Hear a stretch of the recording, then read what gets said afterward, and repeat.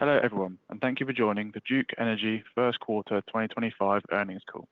My name is Sammy, and I'll be coordinating your call today. During the presentation, you can register a question by pressing star followed by 1 on your telephone keypad.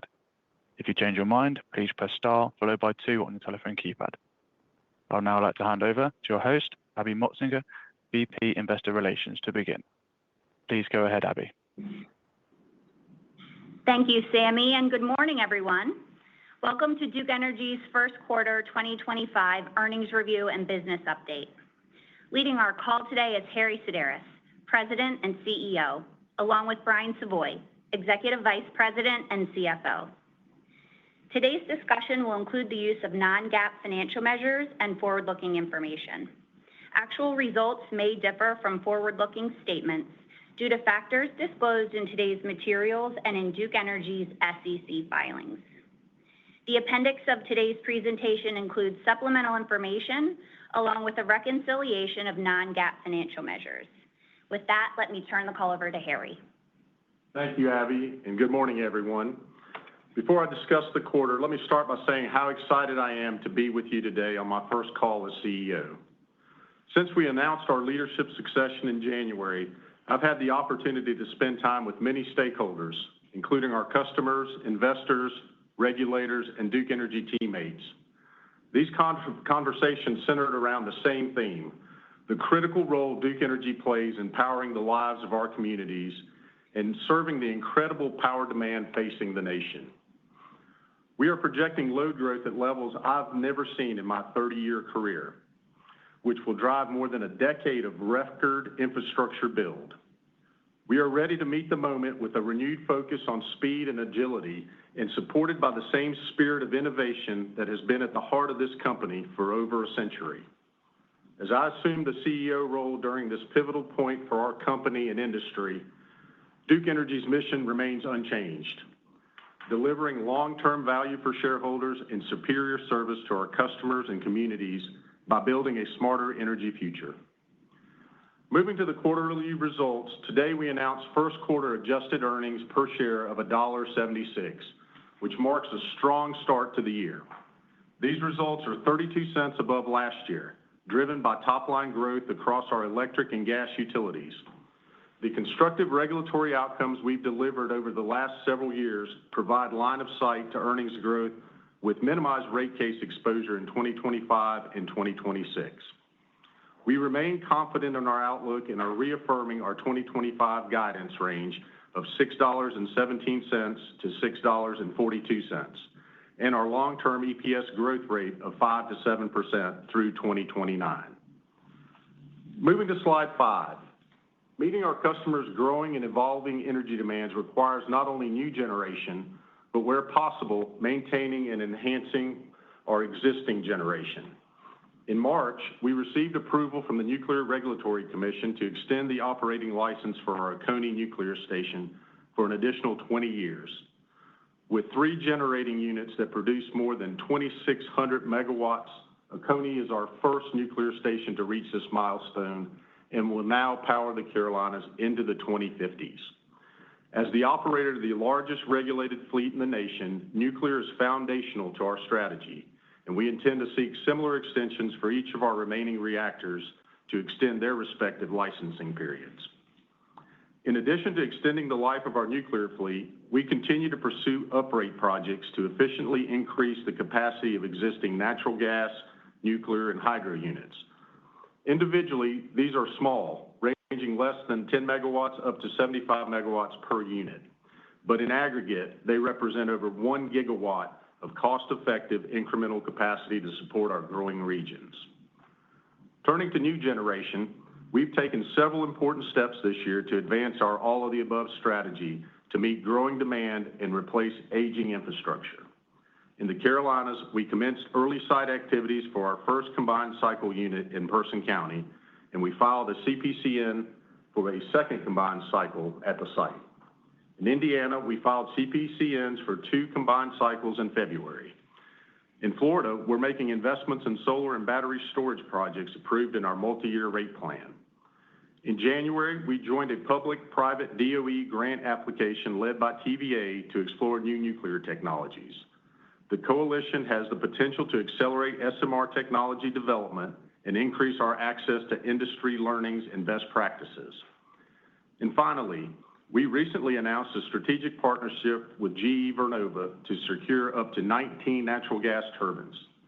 This agreement provides for timely delivery of critical infrastructure to meet our enterprise-wide resource plans and serve the growing needs of our customers into the 2030s. Moving to slide 6. We continue to work closely with regulators, policymakers, and other stakeholders to advance regulatory and legislative priorities across our jurisdictions. In the Carolinas, we've had ongoing discussions with stakeholders in both states around merging our DEC and DEP utilities. We are on track to file a merger application later this year with North Carolina and South Carolina commissions, as well as the Federal Energy Regulatory Commission. The proposed merger would create significant customer savings, simplify operations and regulatory processes, and add operational flexibility to our system. We expect the application process to take about a year and are targeting January 2027 for the effective date of the merger. We also continue to advance storm securitization in North and South Carolina, and we're on track to issue securitization bonds in both states by the end of this year. Turning to Florida, in March, we began recovering 2024 hurricane costs over 12 months. The timely recovery of storm costs was a key objective into the year, and this constructive outcome supports our commitment to a strong balance sheet. Finally, our Kentucky electric rate case is progressing with hearings scheduled for later this month, and we expect to implement new rates later this year. I am incredibly proud of our strong performance in the first quarter, which is a result of continued operational excellence and the constructive outcomes the team has delivered. The fundamentals of the company are stronger than ever and provide visibility of growth for years to come. With that, let me turn the call over to Brian. Thanks, Harry, and good morning, everyone. Moving to slide 7, we delivered a strong first quarter with reported and adjusted earnings per share of $1.76, a 22% increase over the first quarter of 2024. Within the segments, electric utilities and infrastructure was up 33 cents compared to last year. Growth was driven by higher sales volumes, improved weather, and the implementation of new rates. Partially offsetting these items were higher interest expense and depreciation. Moving to gas utilities and infrastructure, results were up 8 cents compared to last year, driven by new rates at Piedmont, North Carolina. And finally, the other segment was down 8 cents, primarily due to higher interest expense. Overall, we are very pleased with the first quarter results, which were in line with our expectations and reflect the strength of the regulatory outcomes and operational performance we have consistently delivered. Turning to slide 8, weather normal volumes increased 1.8% versus last year, in line with our full-year projection of 1.5% to 2%. Residential volumes were up over 3% in the quarter, reflecting both customer growth and higher usage. We continued to see robust customer growth through the first quarter, concentrated in the Southeast and Indiana. As we look ahead, we continue to expect load growth to accelerate beginning in 2027 as economic development projects come online. Our economic development pipeline continues to grow and includes advanced manufacturing projects across multiple sectors, as well as data centers. We're streamlining processes across the organization to accelerate projects through the pipeline, which is yielding results. In April, we signed new letter agreements for nearly 1 gigawatt of data center projects, and advanced manufacturing projects continue to ramp.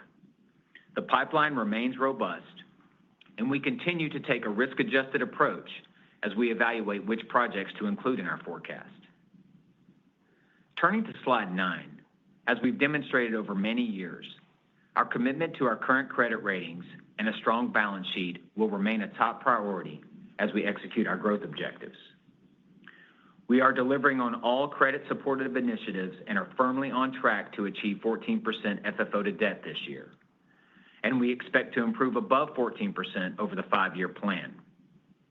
This provides over 100 basis points of cushion above our Moody's downgrade threshold and over 200 basis points above our S&P downgrade threshold. As we disclosed in February, we expect to issue $1 billion of common equity this year via our DRIP and ATM programs. In the first quarter, we took advantage of a strong market, pricing just over $530 million, more than half of our annual target. We've also completed close to 40% of our planned long-term debt issuances for 2025 and are on track to receive storm securitization proceeds by the end of the year in the Carolinas. Before I close, let me take a moment to talk about progress on our capital plan. We're continuing to advance our grid improvement plans. And as Harry highlighted, we're investing in our existing fleet and hitting a new gear in building generation. We invested more than $3 billion of capital in the quarter, and we're on track for $15 billion for the full year. As we think about our capital plan going forward, we're evaluating the impact of tariffs. It's important to remember that tariffs primarily affect capital, and the majority of our capital spend is American labor, which is not subject to tariffs. We currently estimate the impact of tariffs to be about 1% to 3% of our 5-year capital plan. And we are confident in our ability to further minimize the impact, leveraging our size and scale to work with suppliers across our diverse supply chain. Moving to slide 10, we remain confident in delivering our 2025 earnings guidance range of $6.17 to $6.42 and 5% to 7% earnings growth through 2029, with the potential to earn the top half of the range as load growth accelerates in the back end of the plan.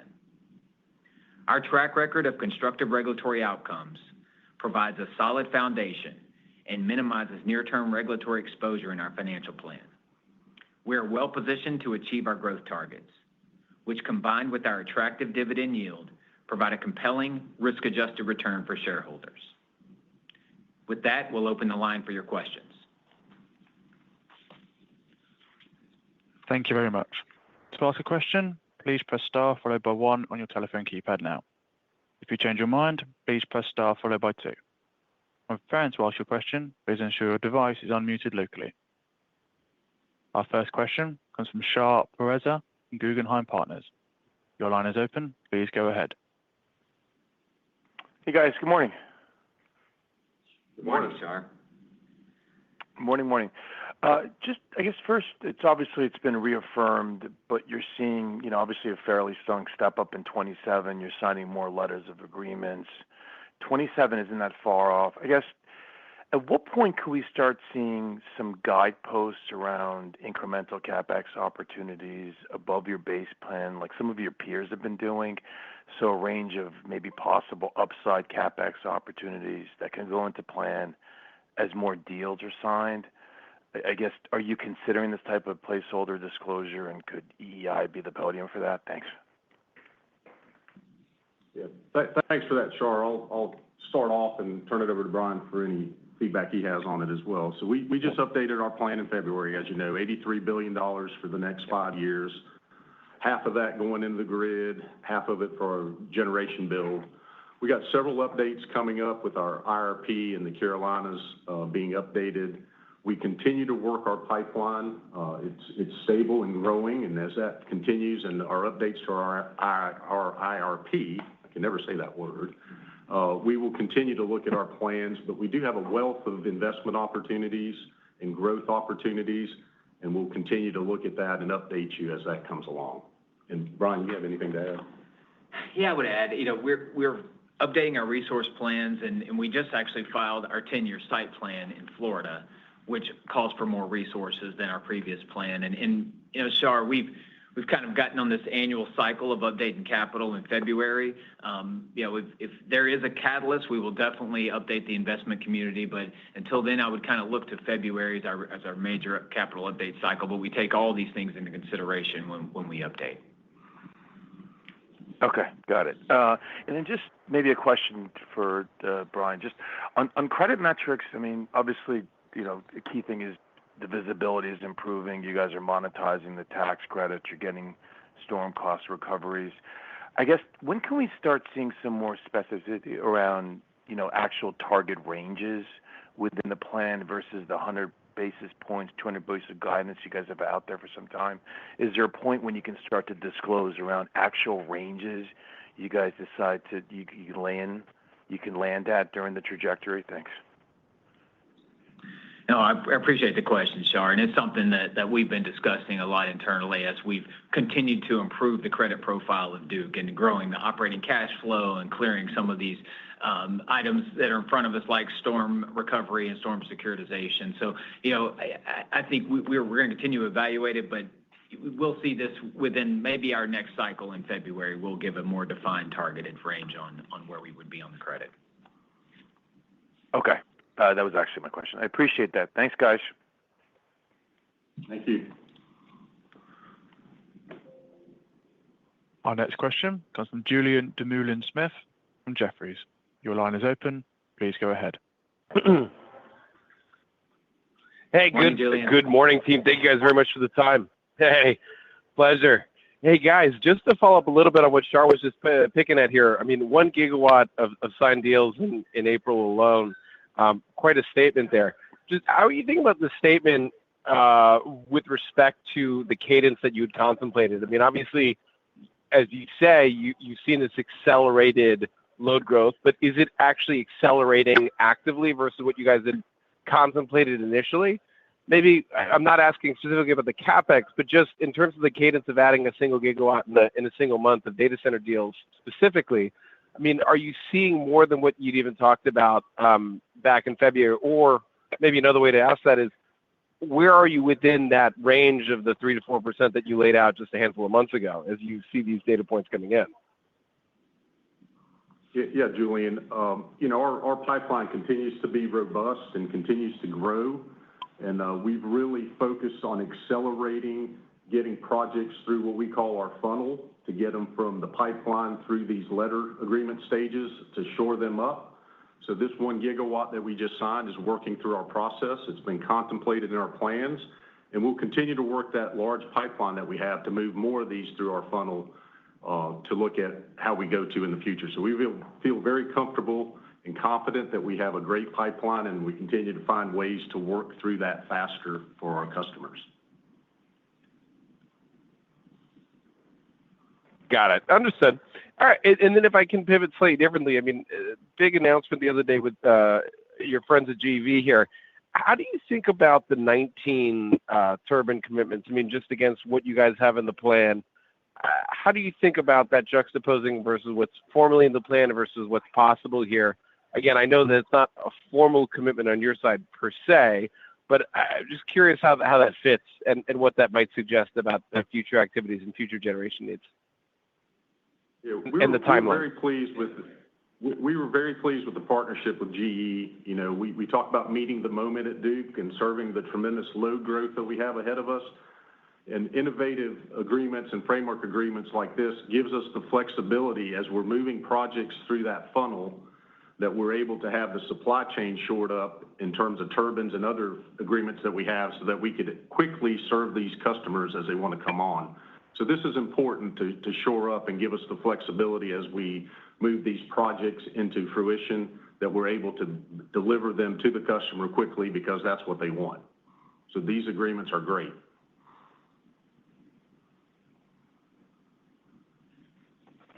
Got it. Excellent. And 25 seems like you're trending well already. I mean, too early to talk about, shall we say, moving within the range, but how do you think about putting more latitude against shoring up where you are against the longer term outlook, just even 26 here, and de-risking some of the future years? Yeah, Julian, I think we look at our 5-year plan and our 5 to 7% growth and feel very good about that growth outlook. And good start to 25 obviously helps every year in front of it. So we think that 2026 planning has been underway for many months now as we think about the years ahead, and we're well positioned to deliver on that growth range as we look at the plan. Great, guys. All right. Thank you so much. Thank you. Thank you. Our next question comes from Durgesh Chopra from Evercore ISI Group. Your line is open. Please go ahead. Good morning, team. Thank you for giving me time. Congrats, Harry, once again. You guys Good morning, Durgesh. Good morning, Harry. You guys have discussed the DP-DEC merger in the past. Maybe just a little bit more color. What are the financial implications, of that merger when and if approved? Cost savings? I know there's going to be some operation streamlining, but just any color you can share there would be appreciated. Yes, Durgesh. We're excited about the opportunity to merge our DEC and DEP utilities, something we've contemplated since the merger back in 2012. Stakeholders are very supportive of this. It does generate a lot of savings over time for our customers, over $1 billion. So that'll help with the affordability to our rates for our customers going forward. It really focuses on operational savings, fuel savings from running a combined system, managing our reserve margins as a whole instead of separately, allowing us to put plants in the best location and optimize that. It's less regulatory proceedings, which our regulators like, as well as us. So it continues to provide a lot of benefits for our customers. So we continue to work with our stakeholders on finalizing the details. Like I mentioned earlier, we plan to file later this summer with the North Carolina and South Carolina commissions, as well as FERC, and look to be running as one utility in January of 2027. Got it. Okay. Sounds like a ton of room for making improvements on the customer bill front. Great. Just one quick follow-up on the data center, 1 gigawatt signings. Can you just size how many customers is that? Just trying to get a flavor for, are these one or two large customers or just the megawatts per customer, if you will? Thank you. Yeah, the 1 gigawatt we talk about is actually 2 customers. Okay, thanks so much. Very good. Our next question comes from Carly Davenport from Goldman Sachs. Your line is open. Please go ahead. Hey, good morning. Thank you for taking my question. Maybe Morning, to Carly. start, IRA. Good morning, Harry. Thanks for taking the time. Maybe just to start, IRA has been pretty topical throughout earnings season here as we look at some of the potential legislation coming through reconciliations. Can you just provide your latest views on the outlook, both for transferability and the future of the tax credits that support a lot of these renewables projects? And can you just remind us in terms of what is actually baked into the financial plan from a transferability perspective? Yeah, I'll take that one, Carly. We appreciate what Congress has ahead of them and how many priorities they'll be weighing as they work through the budget reconciliation process. We tend to look at this from the customer's perspective, and really our overarching objective is to maintain affordability for our customers, and that's what we've framed our advocacy around. The savings our customers receive from these energy credits fall right in line to what the president wants to do, which is delivering on his promise to reduce power bills across the country. As you know, each one of these dollars that we earn in energy tax credits goes back to our customers. The nuclear tax credits are most important to us. Our well-run, low-cost nuclear plants earn over $500 billion of tax credits that go directly to reducing our customers' bills. Nuclear has broad support in Washington. And we were pleased to see last week 26 representatives sign a letter stressing the importance of these nuclear tax credits and transferability to the president's objective of affordable and reliable energy. So we continue to work with folks in Washington to advocate to help our customers lower their bills through these credits, and we will continue to do that as they work through the process. Great. Appreciate that. And then maybe just as we think about the macro, is there anything that you're seeing or hearing from, in particular, your industrial customer base in terms of activity levels potentially being impacted by a higher degree of economic and policy uncertainty at this point? It's obviously the topic everyone's talking about, Carly, and we're in close communication with our large customers, as we always are. And we've not seen any changes to their production schedules or expectations for 25, but I would say there's somewhat of a cautionary stance, right? Because everybody's waiting for the finalization of where the tariff policies might land and their inputs, reliance on the global supply chain, all factor into that equation. So I would say that today it's no change, no knee-jerk reactions from our customers, but kind of a cautionary stance, and that makes sense given where we are. So we think our 1.5% to 2% load growth for 2025 is intact fully, and the first quarter was evidence that we're right in line with that. We also see the potential, Carly, for some of our customers to increase production because the tariffs actually help their business. Think about steel producers and those type of folks. So we're in contact with some of those customers as well. That's great. Very clear. Thanks so much for the time. Thank you. We currently have no further questions, so I'd like to hand back to Harry Sideris for some closing remarks. All right. Thank you, everyone. And thank you for your investment in Duke Energy. Our IR team is standing by if you have any further questions during the day, and I hope everybody has a great day. This concludes today's call. Thank you very much for joining. You may now disconnect your lines.